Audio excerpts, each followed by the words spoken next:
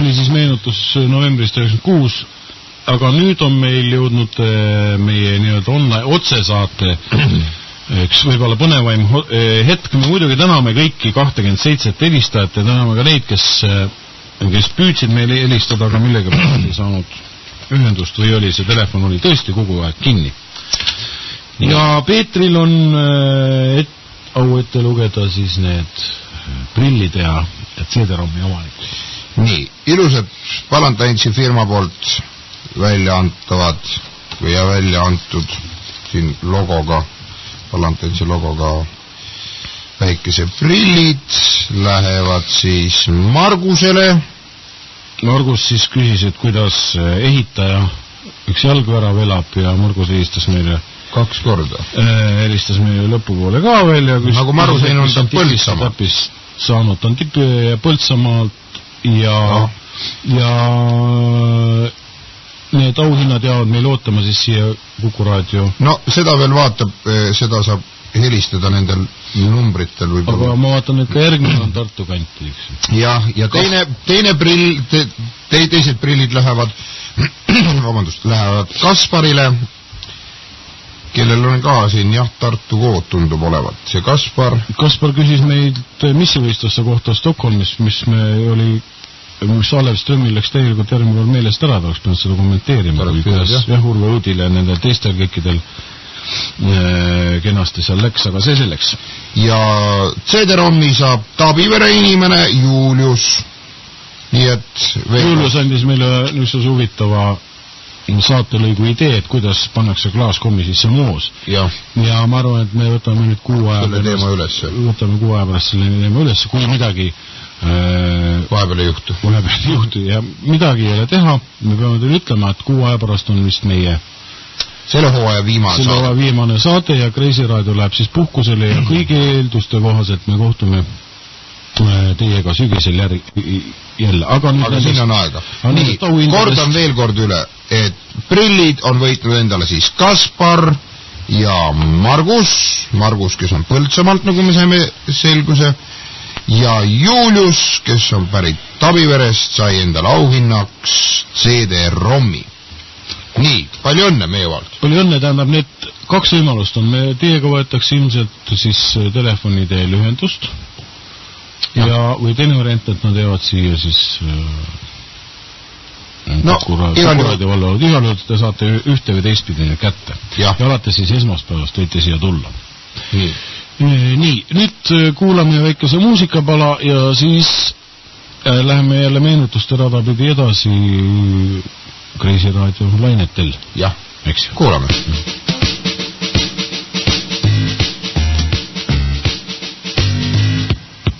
Daddy's drinking coffee, Mary's drinking tea, Betty's having breakfast in the plastic surgery. Saadet toetab Valentines. Järve suletud selle rongijaama olge vait palun. Järve suletud rongijaama ruumides toimus Balti maade jahitrofeede näitus ja mina kui jahihuviline astusin sealt iga päev läbi ja vaatasin, et võrreldes teistega 2 kuidagi pead muudavad oma kuju, tähendab, ja siis ma sain aru, et nad ei saa topised olla ja siis küsisin nende käest, et vaatasin, et kedagi lähedal ei oleks, et kuni vaatab, et loll hakkab topistega rääkima. Küsisin, võtsin julguse kokku, et kas mul on tegemist siis elusate loomadega ja sain jaatava vastuse ja kuna on tegemist nii minu jaoks niisuguse küllaltki huvitava seigaga Eesti jahi ajaloos, siis ma võtsin need loomad pagasnikusse ja tõin nad siia stuudiosse nii-öelda alasti raadiokuulajate ette. Ja mul on hea meel teile, kallid raadiokuulajad, tutvustada siis Saaremaa kulti Lembo. Tere! Ja vana hirv Eve. Tere! Kuidas te ennast kõige rohkem iseloomustate, mis moolest erinete nendest teistest trofeedest ja kuidas teil õnnestus ellu jääda? Noh, alguses oli see selline vana hirv Eve räägib. Alguses oli see selline pikk protsess hirve tallest hirveks sirgumiseni, edasi juba tuli vanadus peale, aga siis koos vanadusega tuli ka Eesti Vabariik ja tulid hoopis vabamad võimalused käia kõigil inimestel metsas loomi küttimas. Ja sellest tekkis mul alguses selline spontaanne hirm, püüdsin ennast võimalikult käisin praktiliselt kükakil, et mitte kraavist välja paista ja mitte küttidele silma jääda, ent lõppes see ikkagi sellega, et korra mind on, siis esimene kord oli 88. aasta hilissügisel, kui... Te olete nii vana hirv juba. Kui vana hirv te olete? 19 aastane, kus siis tänase päeva seisuga siseminister, tuntud jahimees, tulistas minu pihta. Ta muidugi nägi, et ma olen hirv, luba selleks, et hirve tulistada täiesti olemas. Ma tundsin seda, et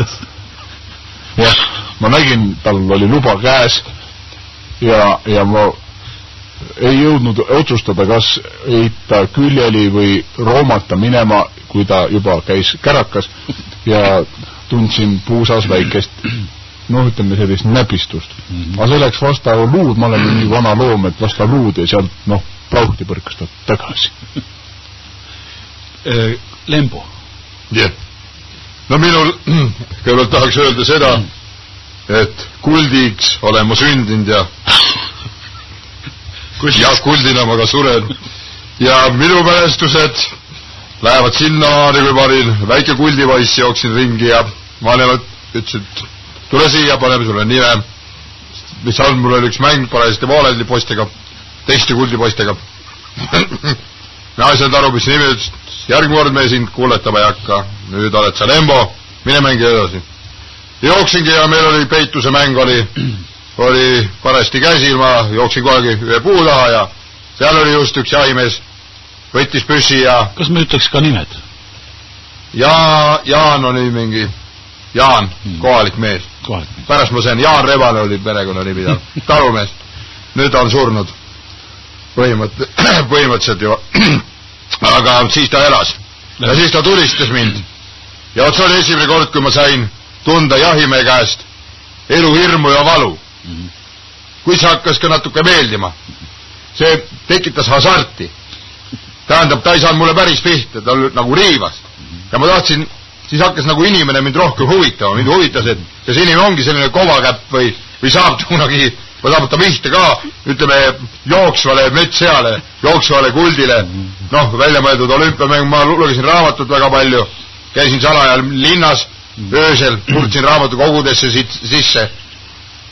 Küünla valgel lugesin omaette ja hommiku jälle olin metsas. Ma sain teada, et on olümpiamängud, seal on kaevikrada on, jookse metsiga ja tabatakse. Ma tahtsin näha, kas minule ka, minu pihta saadakse. Mõned korrad on, kuid see on omaette hasartne mäng. Ma ütleksin, ta on nagu bingoloto, mida me jälgime ka kogu perega igal neljapäeval. Meil oli see aasta, kui olid piletid, see neljapäev. Ma peaaegu miljoni võitnud. Ma vaatan, teil on kõrvad läbi lastud, teil on kõrvad nagu sõelapõhjad. No see on treeningutes, kuul tuleb. Siis oskab pea ära võtta ja paaril korral ei jõudnud. Isal on mul suur jahipüss. Ta lõkskord jooksis jahimehele lihtsalt otsa. Võttis püssi ära. Ja siis isa tulistas mulle kõrvadesse. Hirv Eve, keda teie metsas kõige rohkem näete, missugused jahimehed? On ka missugused, ütleme prominente, nimetame neid prominente. Oi, siin võib nimetada paljusid. No eks muidugi igal ühel on oma jahipiirkond, kus nad käivad. Ja põhimõtteliselt võib öelda, et meil on ikka nägupidi ka paljudega väga tuttavad. Ja ma ei tahaks nimetada võib-olla nende prominentide nimesid, kes nagu ei pea lugu ausast ja viisakast jahipidamise traditsioonist, ehk siis mitu korda ma olen talvel just näite siin nädal tagasi ja jõulude paiku nendes kitsade söögimajades, kus on selline, pulkade vahelt, kust see veina süüa. Seal on mitmel korral on olnud üles sätitud võimalikke igasugused lingusid ja et kui pistad peaselt pilu vahelt sisse, siis kohe tuleb mingi tera kuskilt. Et see, ma nimetaksin neid meetodeid ebaausateks ja ma tahaks ikkagi selles mõttes nagu mees mehega või nagu hirm mehega rinda pista. Ja selles mõttes ma võin ainult kiitvaid sõnu öelda siin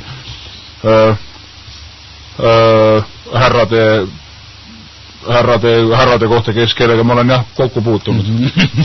Mina omalt poolt, mis sellesse kellega niimoodi isiklikult, ma ei tahaks ka konkreetseks minna, kuigi neid prominente on väga palju. Aga mis mind kõige rohkem hämmastab, tihti nagu nad ei märkagi mind. No ei tea, kas nad on sellises alkoholijoobes. See on solvav. See on solvav, ma olen isegi nende taga rahulikult jalutanud, hinganud neile selle otseses mõttes kuklasse. Mõni oli kukkunud lumme ja magama, ja ma olen läinud sinna ninaga tema kukla juurde ja hinganud. Ta ei tee mitte nägu. Ja võt see solvav. Võt see on jahipidamise juures on üks solvavaid asju, kui sind ei märgata. See on nagu tühi koht. Milleks nad sinna metsa tulid, võt seda ma ei tea. Aga on ka muidugi meeldivad inimesi, kes juba auto aknast tulistavad, nähes panevad kohe siukse pikema valaku, see teeb südames hoojaks. Mulle ka meenub aastatagune hetk, kus oli ka tõesti lasti Moskvitšist korraga 6 püssist, nii et isegi juht lasi sõidu pealt. Ja lasti mul põhimõtteliselt üks reis lasti täitsa läbi, aga ma sain koju ja näitasin naisele, et kas oled tinajalga oled näinud. Raputasin säärt ja mööda luut tuli nagu pärlid jooksid, kuulid all maha tagasi. Mul on maja ees on terve hunnik neid. Siin oli lipses võib-olla, kui te panite libatse mehed. Panite tähele siin teema, vana hirv Eve rääkis, et tal on naine kodus, ta on lihtsalt, meil metsas on ka oma ühiskond, ta on kõige tuntum feminist meil, ta on lihtsalt sellepärast. Aga ega me sellepärast halvasti tema peale ei vaadata. Ma ei taha oma eraelust rääkida. Selge. Selge pilt. Nüüd ma pean teid kahjuks näitusele tagasi viima. Aga räägime, kuidas te tunnete näitusel ennast? Mõnus on laipade seas, on huvitav olla. Ja inimesed käivad vaatavad, kas... Mulle meeldib just see, et mis ma näiteks tänasest päevast mäletan, käis üks muusik käis oma perega, väikeste lastega ja mulle väga meeldis, kuidas selle muusiku abikaasa ütles, et tunned sellist hirve sita lõhna.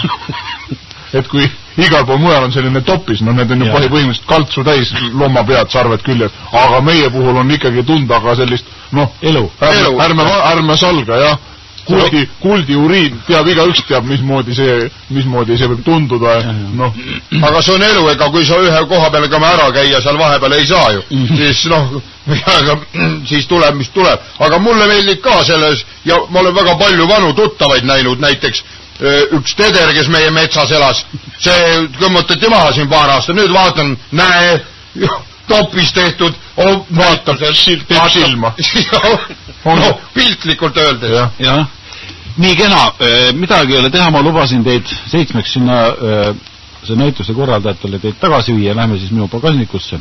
Aga laske ennast siin maja eest tühjaks. Jaa, aga me võib-olla kutsuksime teid suvel, või kui läheb jänese jahiks, võib-olla kutsuks metsa, siis te näete, milline tramburai seal toimub, nii et see ega metsaelu on huvitav. Tulete võib-olla minu raamatukogust läbi, sirvime Eesti entsüklopeediat, küsime, paneme kaardi peale.